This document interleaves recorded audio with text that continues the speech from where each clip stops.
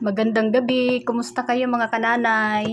Kararating lang ng inyong kananay galing sa trabaho, nagpahinga ng kaunti. At ngayon, ako ay magluluto ng pangat. Pangat na ulo ng pink salmon. Isang ulo, 120. Yung kasi, yung laman, 120 ang 1/4, so 480 ang kilo. Dito na lang tayo sa ulo. May laman din naman. 120 lang. Tapos meron ako ditong luya, sibuyas, kamatis, siling green, at meron akong tanglad. Itong tanglad, dito ko lang ito pinipitas sa aking tanim. Meron akong tanim sa yung maliit na timba ng buisin. Nakasabit siya para hindi maihian ng aso o pusa. Kaya yan, nakalibre na tayo sa tanglad. Kasi ang tanglad ngayon, ganito lang halos. 10 piso na rin. Kailangan talaga tayo gumawa ng paraan na para makasave. At ngayon, ang ihahalo ko na gulay sa aking pangat sa halip na okra. Kasi kadalasan okra yung nilalagay ko sa aking pangat. Ngayon ay ito, haluan ko siya ng broccoli. Itong broccoli na to, 30 pesos. Natawaran ko ng 25. Ang dami kasing dahon. Yung dahon ang nakakapal dito. Ngayon, ituturo ko sa inyo kung paano maglinis ng broccoli si Nanay Norma nyo. Pero palagay ko naman pare-pareho tayo ng technique ng paglilinis. Meron ako ditong tubig. Lalagyan ko siya ng asin. Lagyan ko ng asin yung tubig.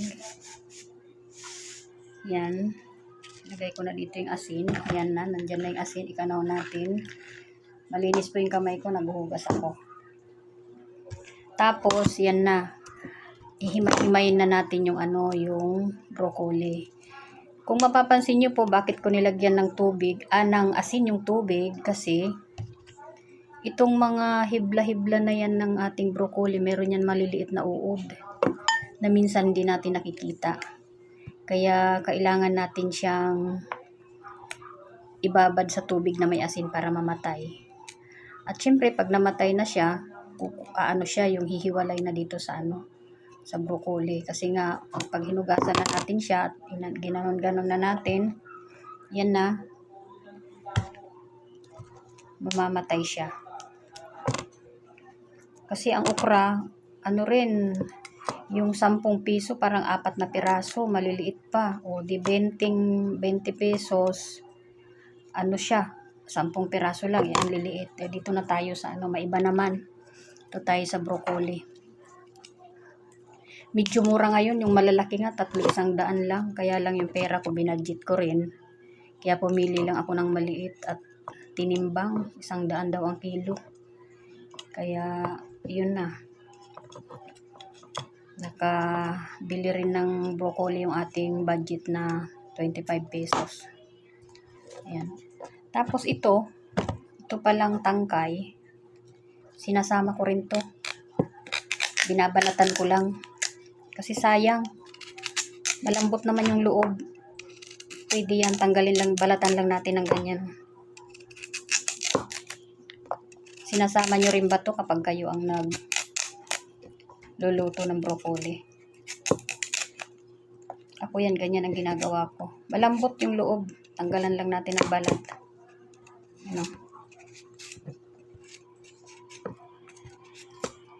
Sayang kasi, lamang tiyan din to.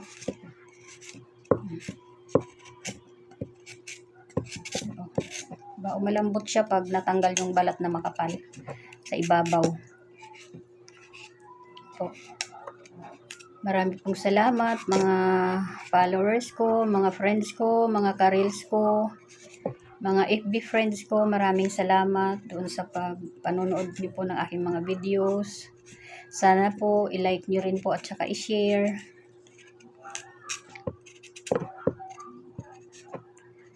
Kasi po pag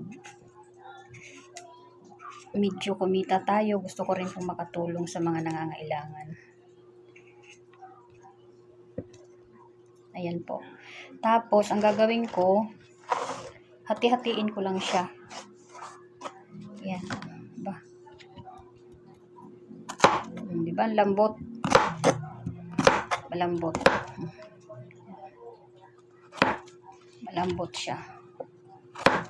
Sama na rin natin dito. Ayan. Sa mga hindi nagsasama dyan ng tangkay, pwede po siyang isama. Sayang po. Malambot yung ano niya. Yung loob kapag nabalatan na. Masustansya po kasi ang broccoli, kaya kapag medyo mura talagang nakakabili ako. Pero pag mahal, hindi muna. Hindi kaya ng budget. Kumusta po kayo? Ano po ang ulam ninyo? Kumain na po ba kayo mga kananay? Kumusta po ang inyong maghapon? Kumusta ang inyong pagtatrabaho sa bahay?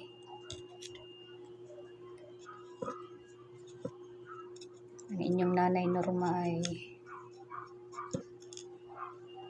masaya pa rin kahit nangangala yung paa sa kakalakad dahil medyo malayo-layo yung nilalakad pa pauwi tsaka papasok kasi parang dalawang sakay. Ayan o, di ba may uod siya? O may uod. Nakita ko yung uod yan. Kaya yan, natanggal natin. Yung iba na hindi natin nakikita, nakaliliit na uod. Kaya yung purpose ng paglagay ko ng asin sa tubig para mamatay. Ayan. Yan, sana po may natutunan na naman kayo sa aking doon po sa mga hindi nakakaalam na may uod yung nito. Yan yung mga ganyan. Yan. Yan po oh. May uod siya sa gitna. Yan. Kaya kailangan siyang maibabad sa tubig na may asin. Pero alam ko naman siguro na ganon din kayo. Ganito rin ang ginagawa nyo sa akin.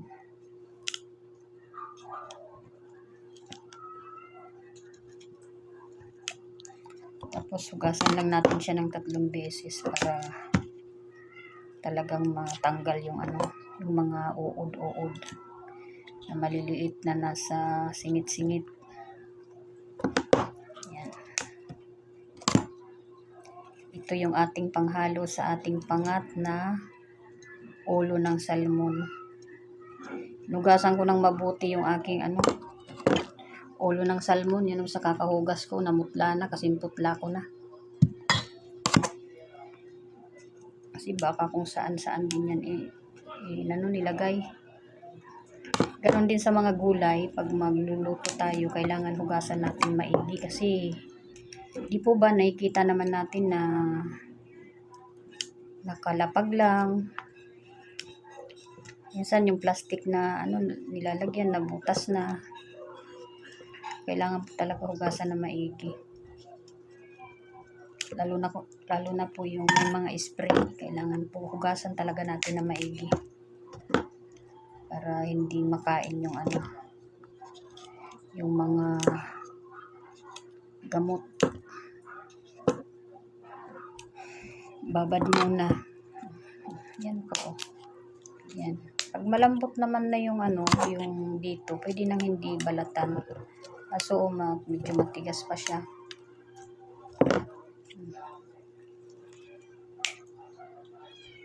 Yan, malambot na siya. Kasi nakita ko talaga, tinitingnan ko kasi ito ng ganyan, yung mga hibla-hibla niya.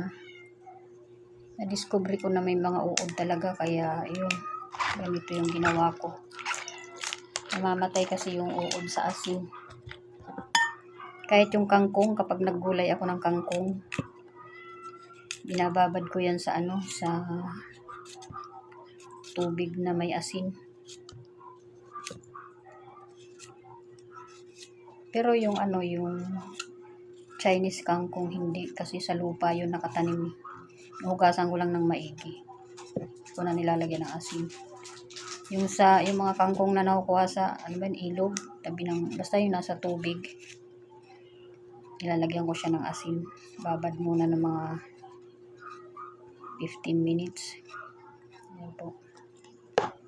O, yan din po yung tangkay nung ano, yung pinagkuhaan ko ng ano. O, yan, ganun lang. Niliitan ko lang para madaling maluto. Ayan po. Sana po may natutunan na naman po kayo sa akin ngayong gabi sa kung paano ako maglinis ng broccoli. Kung kayo ganun din po ang inyong paglilinis, appear tayo.